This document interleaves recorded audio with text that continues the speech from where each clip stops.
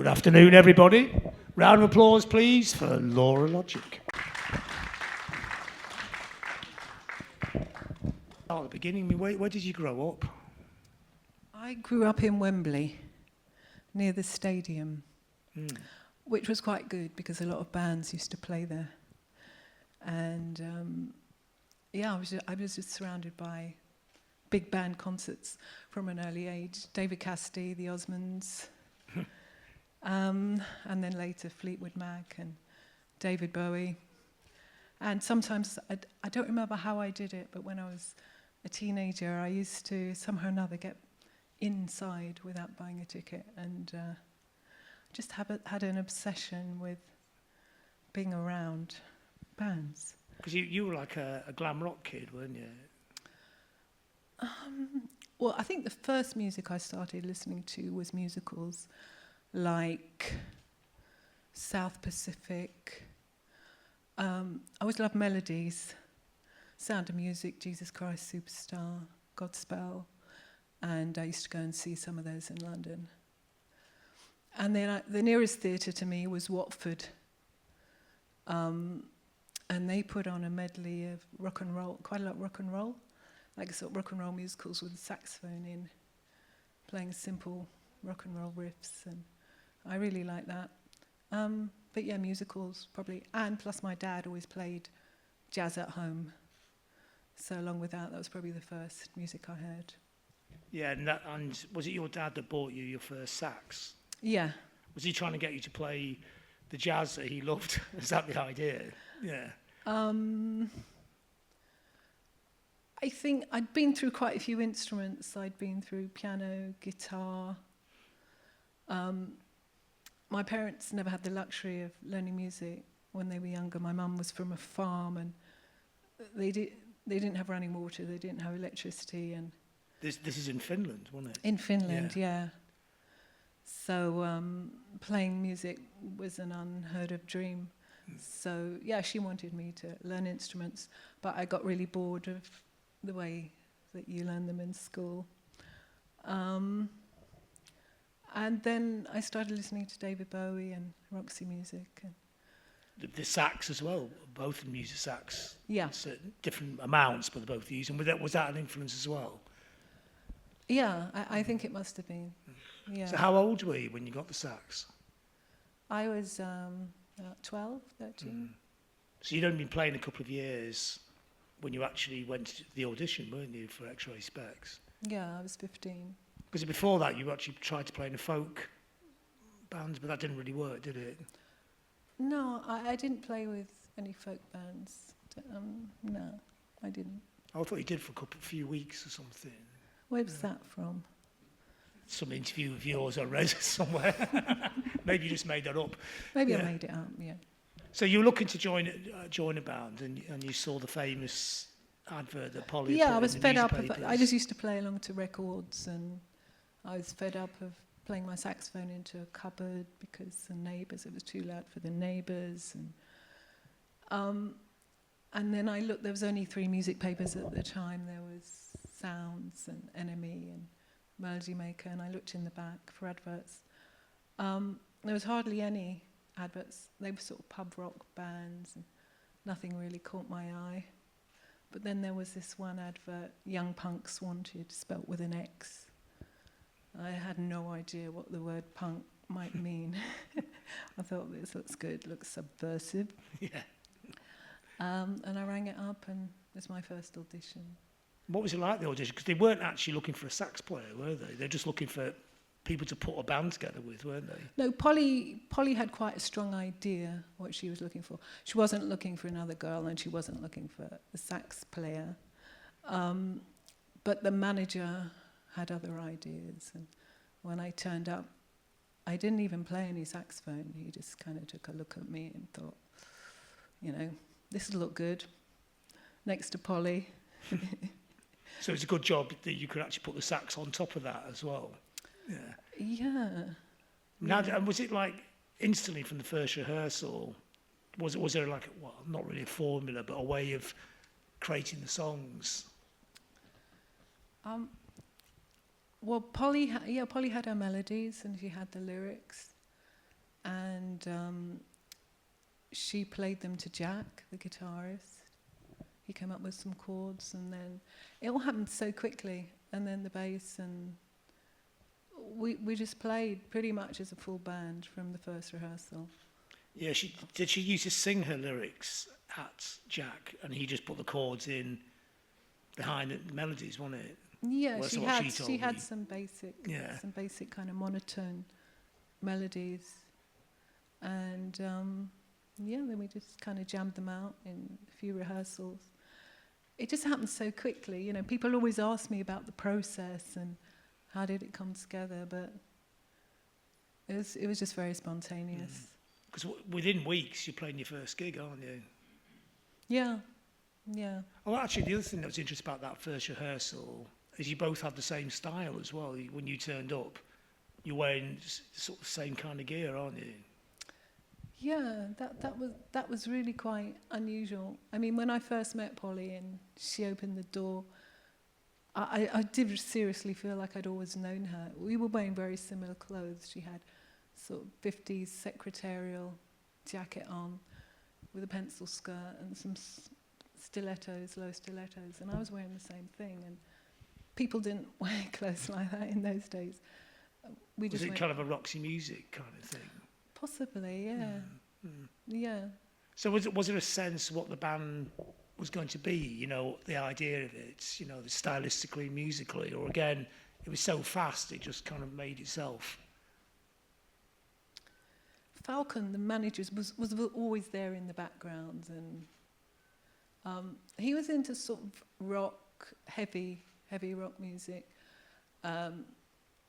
maybe like the New York Dolls and American heavy. So he liked it. He liked it that the Spex music naturally took on a sort of heavy power. He didn't want. He just said, "Don't let it get too complicated." He'd be there hovering in rehearsals. Don't complicate it. Just keep it raw and simple. But I didn't. I just played what I wanted. No one ever said, you know, "Oh, don't play here" or "Don't play there." And it was nice. It was very organic, and what I heard in my head, I just played. I mean, did you have to change the way you played the sax to make it fit in with the band, or is it just how you played anyway? Well, I wasn't that great when I started playing an X-Ray Spex. But you rehearsed a lot, didn't you? Oh, at home? Yeah. Yeah, but what I rehearsed was, I mean, I was rehearsing to Bowie and Roxy Music, and the Spex wasn't so complicated technically. But I wasn't really trained technically. It was more by ear. I just always played by ear. What were those first gigs like? I mean, I guess this is where you find out what punks with an X is. The first Roxy gigs. The first X-Ray Spex gigs. Yeah, they were incredible. I mean, this is raw energy, completely uninhibited. But everything about the Roxy was that same energy. I think the Spex stuck out more than a lot of the other bands. Obviously, they had Polystyrene as a front lady, and she was incredible. She was just so dynamic. She totally became Polystyrene on stage. At the same time, she was very natural.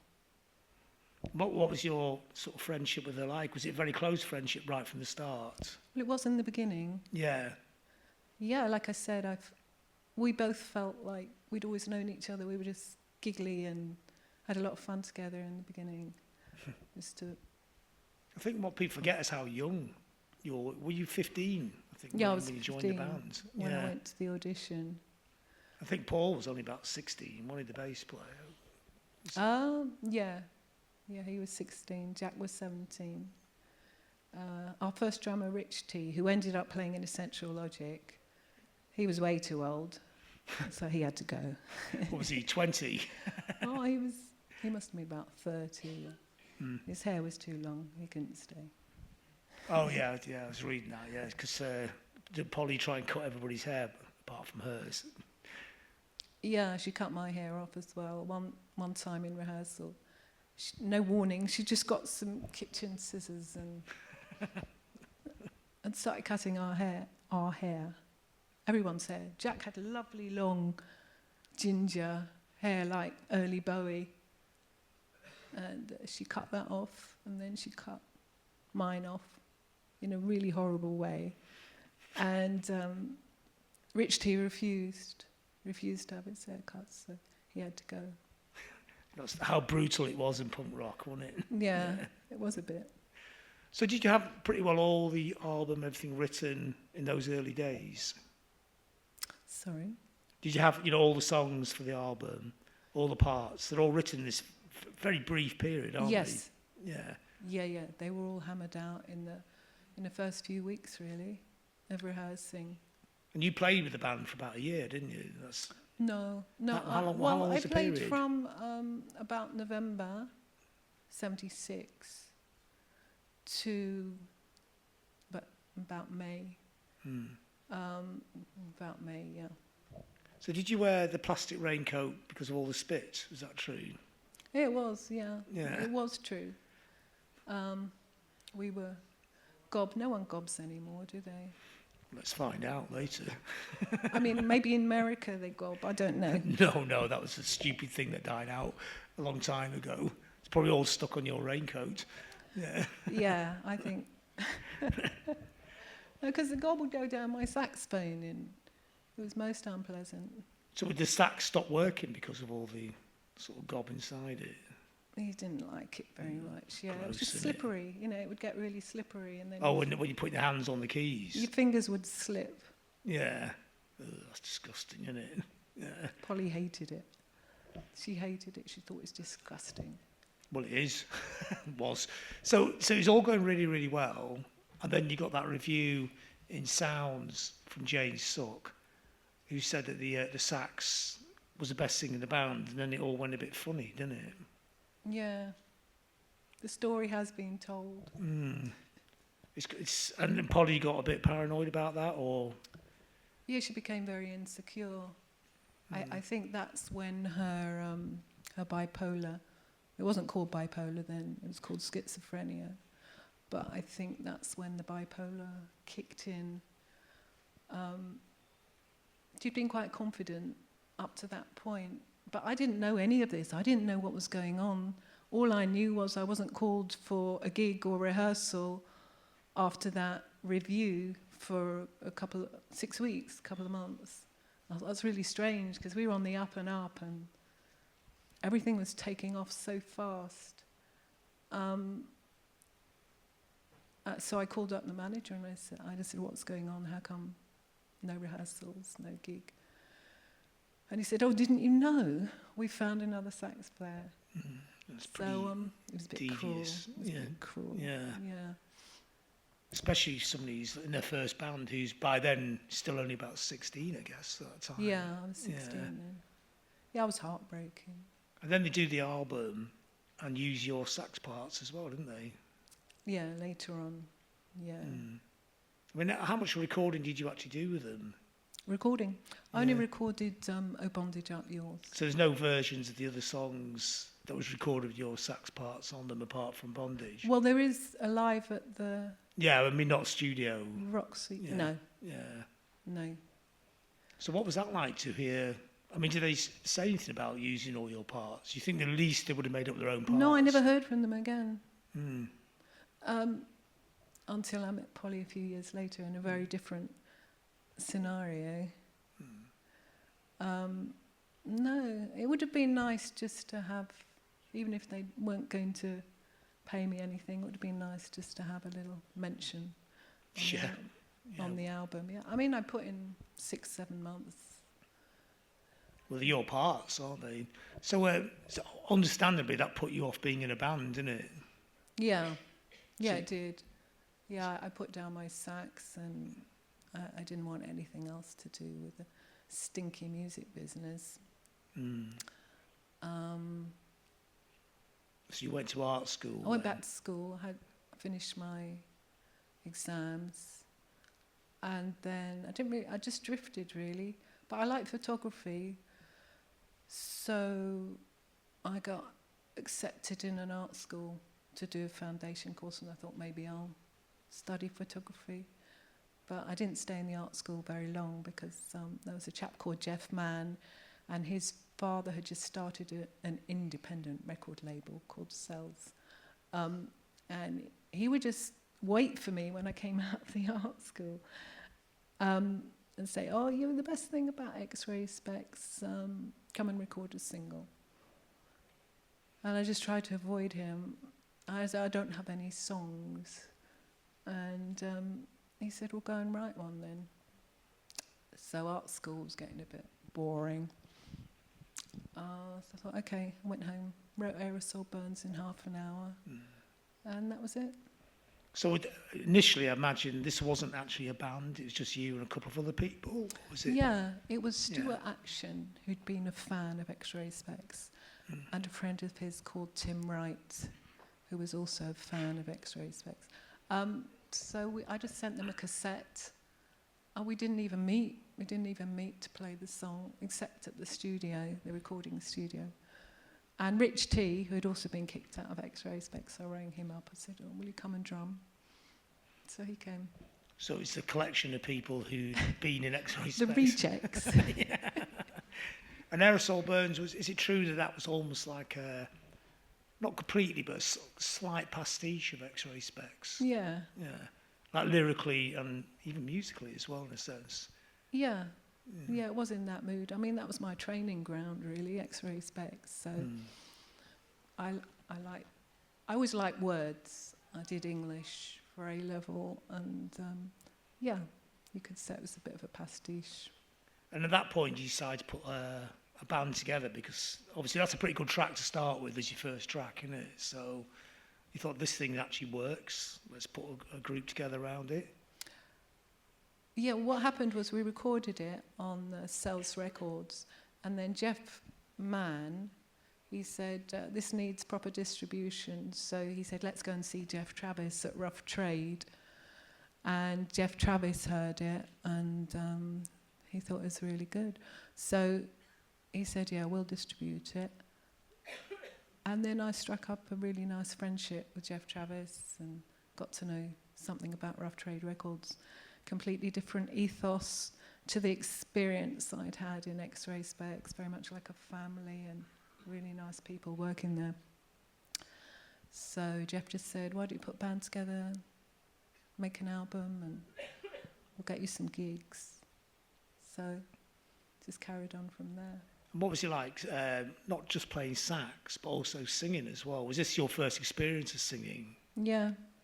Yeah, it was. Was that nerve-wracking at first, or did that just seem quite natural, or even an extension of playing sax in a way? And yeah, I never really saw myself as a singer. I never really thought about it. I just saw myself as a saxophonist. But it was just punk. I didn't think about it. I just thought, well, I've got a song, so I have to sing it. And the words always came first when I was writing more songs. Well, I have to sing them. And just start singing. But I was so uninhibited. I didn't think, when I listened back to album, that Beat Rhythm News album, for instance, and I just think, how could I have done that? How could I have sung like that? Why didn't I consider people's ears? I kind of see it differently now, but I thought like that for a long time. But it was just the whole mood, just to express yourself without getting mental about it. Well, that was always the best way, wasn't it? Especially in that period that people didn't think about anything, just made stuff, wasn't it? It didn't matter if anybody bought it or what the reaction was, you just did it. Yeah. Yeah, that was totally it. Just do it. And that was very much part of that scene that you're in round Rough Trade, that little post-punk, wasn't called post-punk then, but that kind of squat scene, a lot of creative people, several different bands. It's an interesting little space, isn't it? Yeah, it was just, there was so much opportunity. When I think of Rough Trade and Jeff, it was like an open house. If you want to make music, yeah, come, we'll put it out. And he didn't screen things. Like after we'd finished recording Beat Rhythm News, he didn't come in and say, well, this is okay, but you know, maybe it should be a bit more like this. He just left bands to do things how they wanted to do. So it was a great start, really. It was a great start, not to have to worry about any music business things, any expression restrictions, any boundaries of any kind. And I think I was very fortunate to grow up in that era, in that Because atmosphere. he trusted you, and you could trust him. You could trust him in the business, and he could trust you with the music, wasn't it? I guess so, yeah. Yeah. I think the other interesting about the band is you had two saxes. Was that because you couldn't, obviously you can't sing and play sax, or did you actually like the sound of the two saxes playing together? Well, I did like the saxophone, and I auditioned for some members for Essential Logic, one of whom was Phil Legg, who I believe is going to join us tonight. And Dave turned up. I didn't actually advertise for another saxophonist, but he turned up anyway. Dave Flash. And yeah, I thought it'd be great. We can do duets. We can really go to... What other band has got two saxes in? What other sort of modern rock band? So it was great, yeah. And he was great because he wasn't like some mad, egocentric sax soloist. You know, he was happy just to do simple nursery rhyme riffs, and those kind of things. So was it a very different kind of vibe than being in Ray Spex? Essential Logic? Yeah. Very different. Yeah, we didn't have some manager hovering over us, and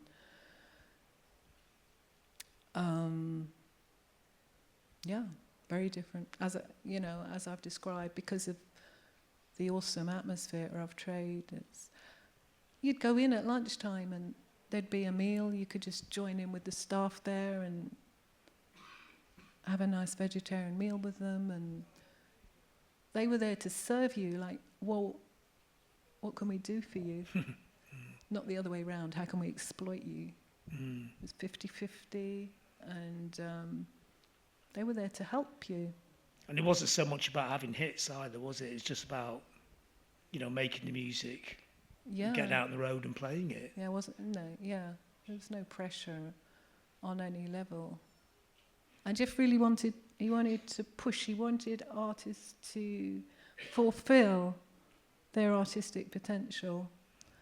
So sometimes he'd say to me, do you want to go and play saxophone on Dennis Bovel's reggae album, or do you want to go and do a tour with Red Crayola, or do you want to play sax?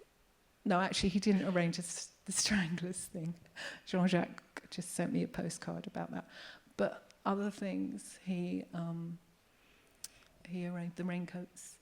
Yeah, because you did a lot of session work, didn't you, at that time? And was that good for your playing as well? I guess it's got to be good for your playing because you're playing with different people. I wouldn't call it session work. I'm not really a What's the term then? Well, I hope they paid you.